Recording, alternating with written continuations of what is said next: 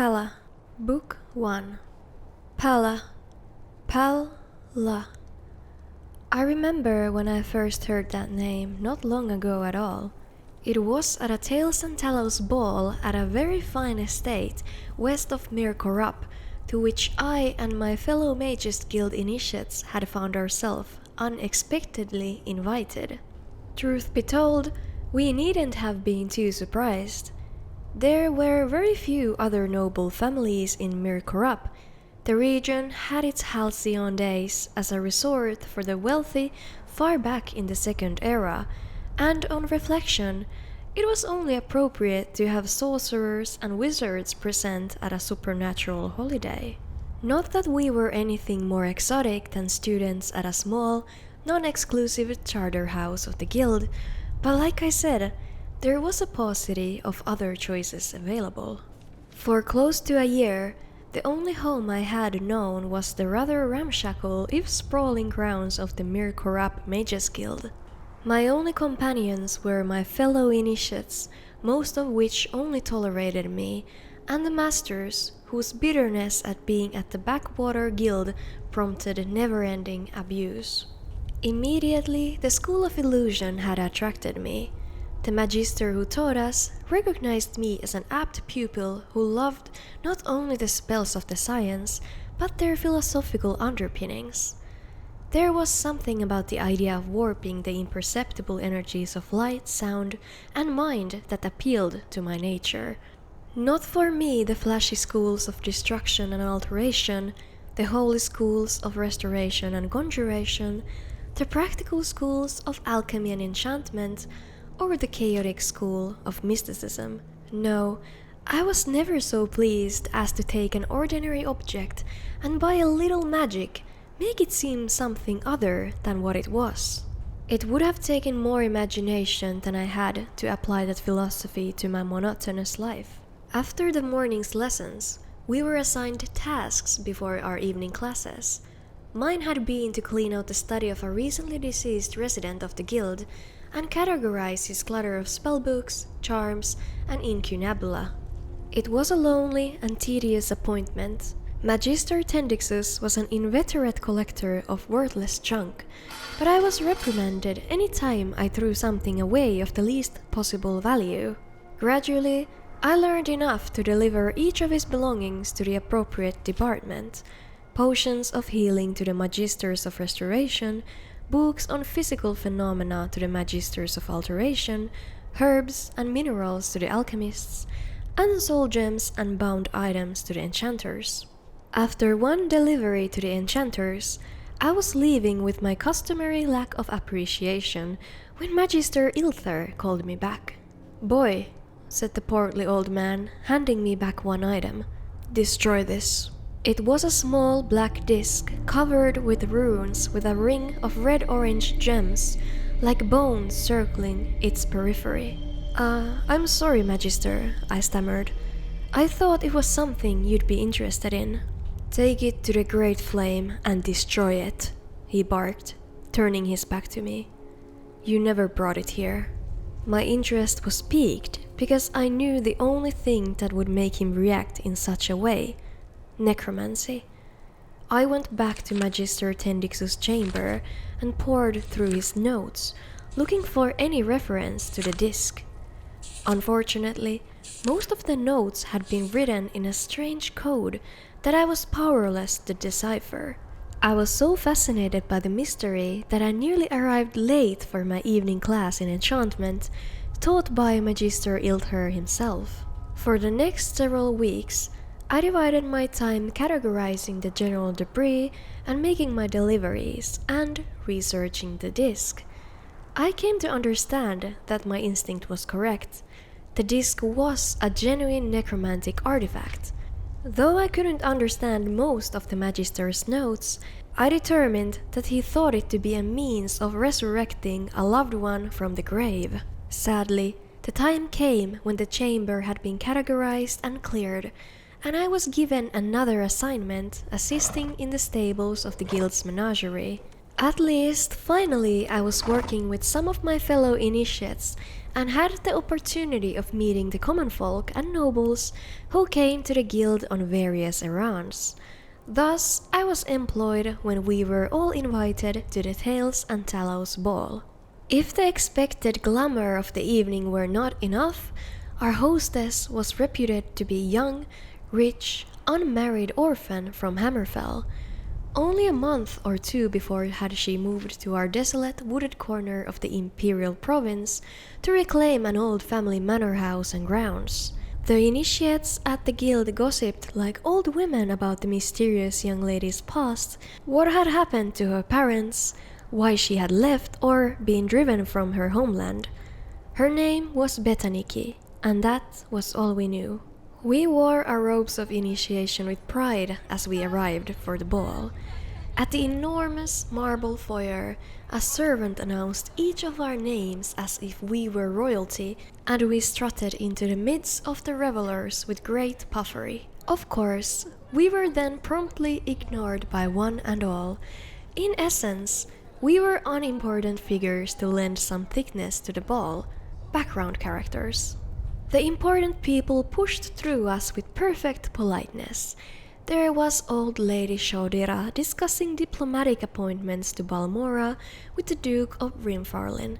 An orc warlord entertained a giggling princess with tales of rape and pillage. 3 of the guild magisters worried with 3 painfully thin noble spinsters about the haunting of Daggerfall. Intrigues at the imperial and various royal courts were analyzed, gently mocked, fretted over, toasted, dismissed, evaluated, mitigated, admonished, subverted. No one looked our way even when we were right next to them. It was as if my skill at illusion had somehow rendered us all invisible. I took my flagon out to the terrace. The moons were doubled, equally luminous in the sky and in the enormous reflecting pool that stretched out into the garden.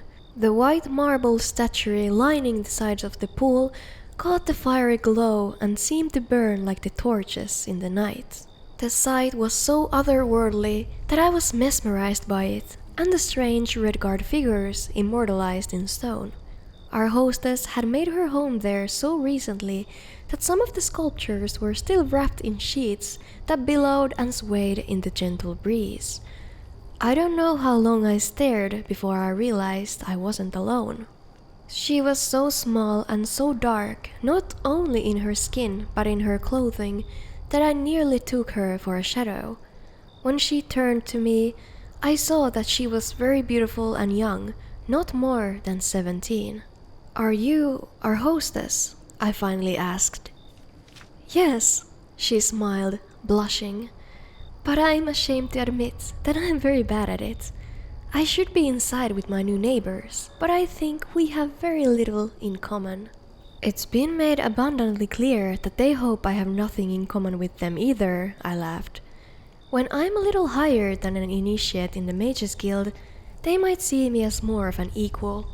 "I don't understand the concept of equality in Cyrodiil yet," she frowned. "In my culture, you proved your worth, not just expected it. My parents both were great warriors, as I hope to be." Her eyes went out to the lawn, to the statues. "Do the sculptures represent your parents?" "That's my father, Perium, there," she said, gesturing to a life-sized representation of a massively built man, unashamedly naked, gripping another warrior by the throat and preparing to decapitate him with an outstretched blade. It was clearly a realistic depiction.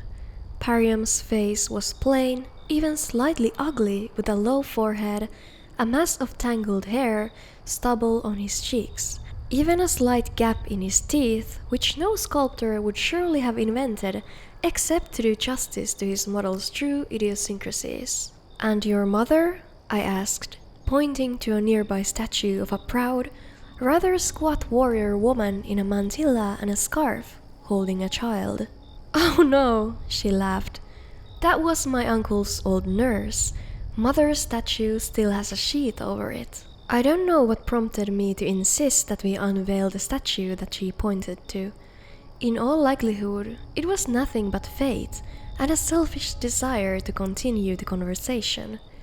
I was afraid that if I did not give her a project, she would feel the need to return to the party, and I would be alone again. At first, she was reluctant. She had not yet made up her mind whether the statues would suffer in the wet, sometimes cold, Cyrodiilic climate. Perhaps all should be covered, she reasoned. It may be that she was merely making conversation and was reluctant as I was to end the standoff and be that much closer to having to return to the party. In a few minutes' time, we tore the tarp from the statue of Betaniki's mother. That is when my life changed, forevermore. She was an untamed spirit of nature, screaming in a struggle with a misshapen monstrous figure in black marble. Her gorgeous, long fingers were raking across the creature's face. The monster's talons gripped her right breast in a sort of caress that prefaces a mortal wound. Its legs and hers wound around one another in a battle that was a dance. I felt annihilated. This lithe but formidable woman was beautiful beyond all superficial standards. Whoever had sculpted it had somehow captured not only a face and figure of a goddess, but her power and will. She was both tragic and triumphant. I fell instantly and fatally in love with her. I had not even noticed when Gelen, one of my fellow initiates who was leaving the party, came up behind us. Apparently, I had whispered the word magnificent, because I heard Betaniki reply as if miles away, "Yes, it is magnificent. That's why I was afraid of exposing it to the elements." Then I heard, clearly, like a stone breaking water, Gelen, "Mara, preserve me. That must be Palla." "Then you heard of my mother?" asked Betaniki, turning his way. "I hail from Wayrest, practically on the border to Hammerfell. I don't think there's anyone who hasn't heard of your mother and her great heroism ridding the land of that abominable beast. She died in that struggle, didn't she?" "Yes," said the girl sadly, "but so too did the creature." For a moment, we were all silent. I don't remember anything more of that night. Somehow I knew I was invited to dine the next evening, but my mind and heart had been entirely and forevermore arrested by the statue. I returned back to the guild, but my dreams were fevered and brought me no rest. Everything seemed diffused by white light, except for one beautiful, fearsome woman. Palla. Palla, Book 2. Palla. Palla. The name burned in my heart. I found myself whispering it in my studies even when I tried to concentrate on something the magister was saying. My lips would silently purse to voice the pal, and tongue lightly flick to form the la, as if I were kissing her spirit before me. It was madness in every way except that I knew that it was madness. I knew I was in love. I knew she was a noble Redguard woman, a fierce warrior more beautiful than the stars. I knew her young daughter Betaniki had taken possession of a manor house near the guild, and that she liked me, perhaps was even infatuated. I knew Palla had fought a terrible beast and killed it. I knew Palla was dead. As I say, I knew it was madness, and by that I knew I could not be mad. But I also knew that I must return to Betaniki's palace to see her statue of my beloved Palla engaged in that final, horrible, fatal battle with the monster. Return I did, over and over again.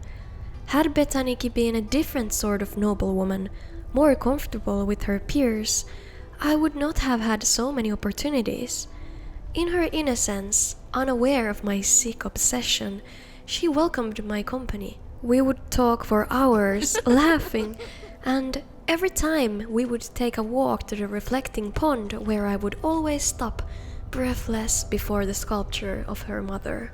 "It's a marvelous tradition you have, preserving these figures of your ancestors at their finest moments," I said, feeling her curious eyes on me, and the craftsmanship is without parallel. You wouldn't believe me, laughed the girl, but it was a bit of a scandal when my great-grandfather began the custom. We Redguards hold a great reverence for our families, but we are warriors, not artists. He hired a traveling artist to create the first statues, and everyone admired them until it was revealed that the artist was an elf, an Altmer from the Somerset Isle. Scandal. Oh, it was, absolutely. Botaniki nodded seriously. The idea that a pompous, wicked elf's hands had formed these figures of noble Redguard warriors was unthinkable, profane, irreverent, everything bad you can imagine.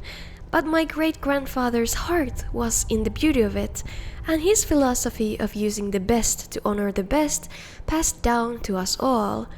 I would not have even considered having a lesser artist create the statues of my parents, even if it would have been more allegiant to my culture. They're all exquisite, I said. But you like the one of my mother most of all, she smiled. I see you look at it even when you seem to be looking at the others. It is my favorite also. Would you tell me more about her? I asked, trying to keep my voice light and conversational.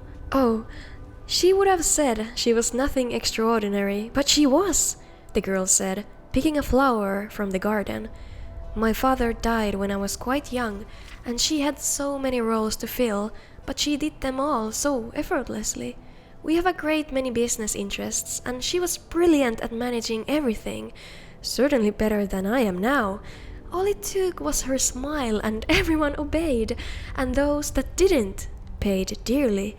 She was very witty and charming, but a formidable force when the need arose for her to fight. Hundreds of battles, but I can never remember a moment of feeling neglected or unloved.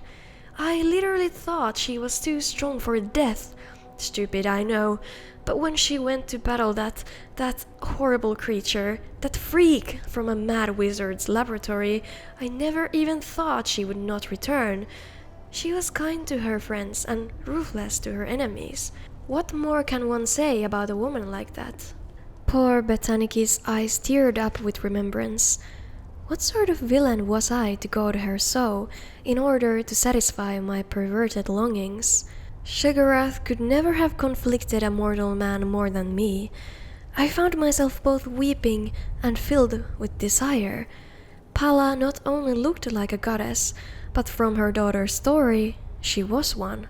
That night, while undressing for bed, I rediscovered the black disc I had stolen from Magister Tendix's office weeks before. I had half forgotten about its existence, that mysterious necromantic artifact which the mage believed could resurrect a dead love. Almost by pure instinct, I found myself placing the disc on my heart and whispering, "Palla." A momentary chill filled my chamber. My breath hung in the air in a mist before dissipating. Frightened, I dropped the disc. It took a moment before my reason returned, and with it the inescapable conclusion. The artifact could fulfill my desire. Until the early morning hours, I tried to raise my mistress from the chains of oblivion, but it was no use. I was no necromancer. I entertained thoughts of how to ask one of the magisters to help me, but I remembered how Magister Ilther had bid me to destroy it. They would expel me from the guild if I went to them and destroy the discs themselves, and with it my only key to bringing my love to me. I was in my usual semi-torpid condition the next day in classes. Magister Ilther himself was lecturing on his specialty, the School of Enchantment. He was a dull speaker with a monotone voice, but suddenly I felt as if every shadow had left the room and I was in a palace of light. When most persons think of particular science, they think of the process of invention, the infusing of charms and spells into objects, the creation of a magical blade, perhaps, or a ring. But the skilled enchanter is also a catalyst. The same mind that can create something new can also provoke greater power from something old. A ring that can generate warmth for a novice on the hand of such a talent can bake a forest black. The fat man chuckled. Not that I'm advocating that. Leave that for the School of Destruction. That week, all the initiates were asked to choose a field of specialization. All were surprised when I turned my back on my old darling, the School of Illusion. It seemed ridiculous to me that I had ever entertained an affection for such superficial charms. All my intellect was now focused on the School of Enchantment, the means by which I could free the power of the disc. For months thereafter, I barely slept. A few hours a week I'd spend with Betaniki and my statue to give myself strength and inspiration. All the rest of my time was spent with Magister Ilther or his assistants, learning everything I could about enchantment. They taught me how to taste the deepest levels of magicka within a stored object. A simple spell cast once, no matter how skillfully and no matter how spectacularly, is ephemeral of the present, what it is, and no more, sighed Magister Ilther. But placed in a home, it develops into an almost living energy, maturing and ripening so only its surface is touched when an unskilled hand wields it. You must consider yourself a miner, digging deeper to pull forth the very heart of gold. Every night when the laboratory closed, I practiced what I had learned. I could feel my power grow and with it the power of the disc. Whispering Palla, I delved into the artifact, feeling every slight nick that marked the runes and every facet of the gemstones. At times I was so close to her, I felt hands touching mine, but something dark and bestial, the reality of death I suppose, would always break across the dawning of my dream. With it came an overwhelming rotting odor, which the initiates in the chambers next to mine began to complain about. Something must have crawled into the floorboards and died, I offered lamely. Magister Ilther praised my scholarship and allowed me the use of his laboratory after hours to further my studies. Yet no matter what I learned, Palla seemed scarcely closer. One night, it all ended. I was swaying in a deep ecstasy, moaning her name, the disc bruising my chest, when a sudden lightning flash through the window broke my concentration. A tempest of furious rain roared over Mir Corrupt. I went to close the shutters, and when I returned to my table, I found that the disc had shattered. I broke into hysterical sobs and then laughter. It was too much for my fragile mind to bear such a loss after so much time and study. The next day and the day after I spent in my bed, burning with a fever. Had I not been in a mage's guild with so many healers, I likely would have died. As it was, I provided an excellent study for the budding young scholars. When, at last, I was well enough to walk, I went to visit Betaniki. She was charming as always, never once commenting on my appearance, which must have been ghastly. Finally, I gave her a reason to worry when I politely but firmly declined to walk with her along the reflecting pool. "But you love looking at the statuary," she exclaimed. I felt that I owed her the truth and much more. "Dear lady, I love more than the statuary. I love your mother. She is all I have been able to think about for months now, ever since you and I first removed the tarp from that blessed sculpture. I don't know what you think of me now, but I have been obsessed with learning how to bring her back from the dead." Betaniki stared at me, eyes wide. Finally, she spoke. "I think you need to leave now. I don't know if this is a terrible jest. Believe me, I wish it were. You see, I failed. I don't know why. It could not have been that my love wasn't strong enough, because no man had a stronger love. Perhaps my skills as an enchanter are not masterful, but it wasn't from lack of study." I could feel my voice rise, and knew I was beginning to rant, but I could not hold back. "Perhaps the fault lay in that your mother never met me, but I think that only the caster's love is taken into account in the necromantic spell. I don't know what it was. Maybe that horrible creature, the monster that killed her, cast some sort of curse on her with its dying breath. I failed, and I don't know why." With a surprising burst of speed and strength for so small a lady, Betaniki shoved herself against me. She screamed, "Get out!" and I fled out the door. Before she slammed the door shut, I offered my pathetic apologies. "I'm so sorry, Betaniki, but consider that I wanted to bring your mother back to you. It's madness, I know, but there is only one thing that's certain in my life, and that's that I love Palla." The door was nearly shut, but the girl opened it crack to ask tremulously, "You love whom?" "Palla!" I cried to the gods. "My mother," she whispered angrily, "was named Sarles. Palla was the monster." I stared at the closed door for Mara knows how much time, and then began the long walk back to the Mages Guild. My memory surged through the minutiae to the Tales and Tallows night so long ago, when I first beheld the statue and first heard the name of my love. That Breton initiate, Gillen, had spoken. He was behind me. Was he recognizing the beast and not the lady? I turned the lonely bend that intersected with the outskirts of Mir Corrup, and large shadow rose from the ground where it had been sitting, waiting for me. "Palla," I groaned. "Palla. Kiss me," it howled. And that brings my story up to the present moment. Love is red, like blood.